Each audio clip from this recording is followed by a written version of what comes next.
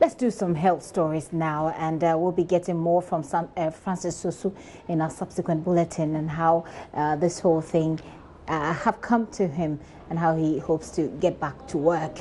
Now, Ranking Member on Parliament's Health Committee, Joseph Yelechire, has blamed the government for congestion at the nation's largest hospital, which has resulted in patients being treated in plastic chairs and on the hospital floor.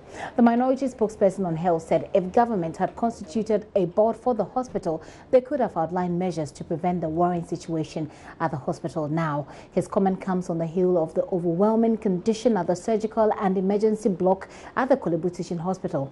A 60-year-old woman died today shortly after she got a bed, and though it is unclear how the situation may have contributed to her death, she had been receiving treatment in a plastic chair for 2 days. The facility in the last few days has had to treat emergency cases in plastic chairs and floors because there are no beds at the emergency ward. We will hear from the minority spokesperson soon, but first, my colleague Maxwell Agbagba returned to the surgical and medical emergency unit of the hospital today and reports the situation still persists. Maxwell caught up with Joshua Tete, son of the woman who died at the facility today. I'm just stepping out of the surgical and medical emergency unit of the Korle-Bu teaching hospital. Well, authorities here would not allow cameras inside this particular unit because of privacy issues. But inside there are some patients lying on the hard concrete floor receiving treatment. Now, there are others also who are seated in plastic chairs receiving their intravenous fluid. That is the sad situation here at the Korle-Bu Teaching Hospital. Yesterday, about 60 patients were inside this particular unit. It was constructed to accommodate just 36 patients, but now it has been overstretched to accommodate more. Today, although the number has reduced to 51, authorities here say they continue to receive referral from other hospitals, although they've communicated to them that they will only treat very critical, cases. I met a gentleman here, Joshua Tete. His mother was brought to the surgical and medical emergency unit of this particular hospital. Unfortunately, there was no bed for her. She sat in a plastic chair to receive treatment for 2 days. Some hours after they got a bed for her, she died. I bring my mother on the hospital on the Saturday night, around 12 to 1. She was suffering from this thing. She fell unconscious. She fell unconscious. So we bring her to the Korle-Bu Polyclinic. And when the doctor write a report for us to bring it to her, and then he took the report and read the report, and then he told us there is no bed here. So if my mother can spend an hour or an time on chair to sit for them to remove somebody, then replace her there, then we can stay. Then we say we don't have choice, so we have to do it like that. Then my mother spent 2 days on chair before she get a bed. She got a bed on Monday. Okay, and then she died when? She died yesterday around 12. Okay. Yeah, because as the hours she spent on the chair, sometimes she used to come down. If I hold her, I pull her up, then she started screaming. She complained of back pain. She sat 2 days on the chair. 2 days on the chair. After the Korle-Bu Teaching Hospital announced that it would only admit very critical cases at its surgical and emergency units, the number that report here at the Greater Accra Regional Hospital has shot up dramatically.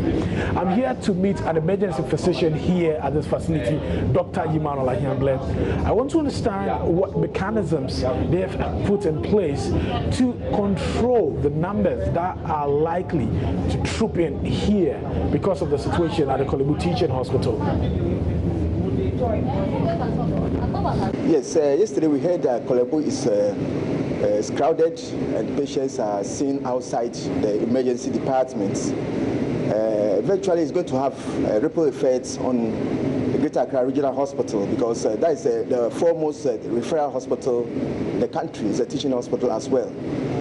For now, this morning, what we're doing is we are transferring patients to their respective wards and we have been told that the wards are almost full, but the situation is under control for now. We have some openings in the emergency department where we can receive more patients. As at this time, we've seen about 15 critically ill patients, but like I said, we are receiving more patients because we are managing the situation so far. But a referral system is a system, like we know.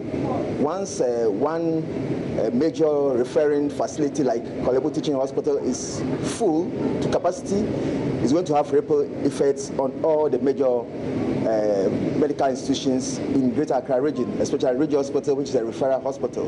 Like I said, for now, we are managing the situation. There are some openings. We're trying to send patients to the ward. But we can foresee that later in the day, or as the day goes by, we are going to have overcrowding emergency department as well. But for now, the place is not. Since we have been told not to send any patient away from the hospital, we put in mechanism in place to receive all patients who are brought here later in the day or as time goes by, like creating extra trolleys, wheelchairs, chairs, etc., to accommodate them. So we have put mechanism in place to contain many patients for now.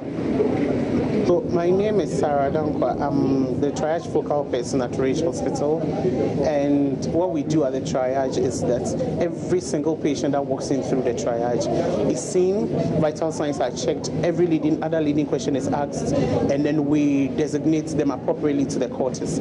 So for instance, if a patient walks to the triage with high blood pressure, high blood sugar, we assess them, and we have a score. So our triage score is scored at red, orange, yellow, green, and blue. For our red and orange cases, they are the more urgent cases that needs to be seen by doctors urgently. And our yellow cases and green cases has also seen, but the time of seeing them is what varies. The green cases are sent to the OPD. OPD is working. We are not turning patients away. Currently, there are lots of patients that are coming in from everywhere. And so we are not turning patients away. We are seeing patients everywhere except the floor. So we see patients in chairs, on stretchers, everywhere except the floor. Yes.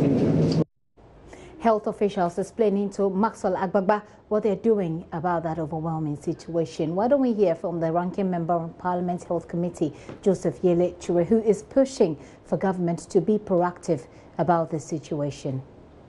One thing to look at is not what we see happening now. And it is not because of the directive. We all heard the directive. The directive was to the extent that if you receive an emergency case, you don't turn away the person because of a bed. You try to manage the person's condition. However you do so, it may be the person lying on the floor or whatever table, whatever that you can do for that patient. So now, every day if you go to Korle-Bu, it's always crowded. It is again because Korle-Bu as a tertiary health institution should not be receiving people directly. Indeed, anybody who is going to Korle-Bu should necessarily go and queue at a specialist area and be treated.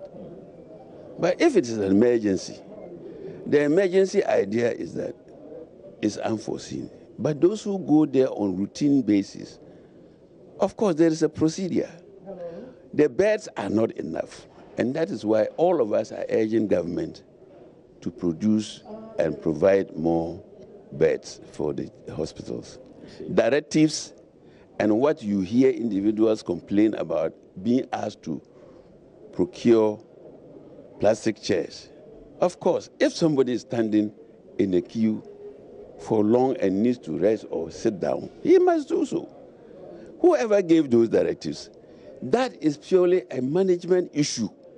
I think it's a management issue of the Korle-Bu. But more importantly, the government of President Nana Akufo-Addo has been in power for 18 months. For these 18 months, no board was set up for Korle-Bu. No chief executive was appointed permanently to manage the place. Somebody who was there was declared by they themselves. They knew the age of the person, appointed that person, and he was filling a gap somehow. They said he should go. Now, what I'm saying is that we have levels of responsibility. And that responsibility is that the Ministry of Health directly supervises the teaching hospitals. It is their duty to put in place boards, the boards of these teaching hospitals who oversee the management of the teaching hospitals.